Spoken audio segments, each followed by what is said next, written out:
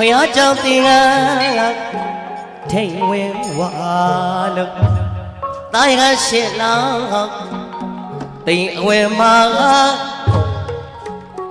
ဥပြည့်စေကဆရာတော်ဖယားကရှာပြဖို့အမိသားကိုရိုင်းတို့လိုက်တာရမယ်ရိုင်းတို့ကြည့်ဝင်ဝါရခထာဟောကြားတဲ့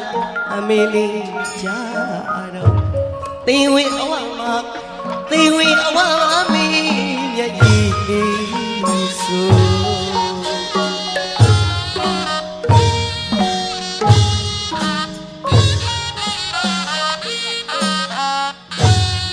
ဖယားကြောင့်တင်ကထိန်ဝင်ဝါလို့တာရဟရှစ်လောက်တိမ်အဝဲမှာဥပြည့်စေကဆရာတော်များကပစီဖြစ်မဲ့အမိသားကိုရဟန်းတို့လိုက်တာရမယ်ရဟန်းတို့ကြည့်ပြီးဩဝါဒတာဟောကြားတာအမေလေးကြားတော့သင်ဝင်အဝမှာ